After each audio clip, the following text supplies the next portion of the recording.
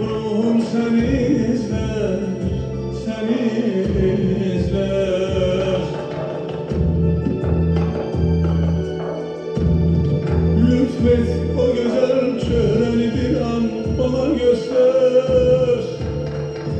Kalbim seni özler, kalbim seni özler, seni özler. Engel bana yahut beni yükseklere kaldır. Bindir kucağında yerlerde süründüm, yetişir göğlere kaldır.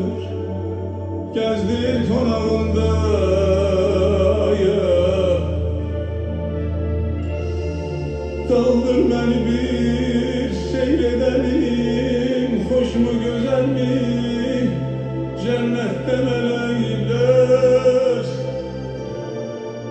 Kaldır beni ta görmeyim insandaki zulmü, bak yeryüzünde,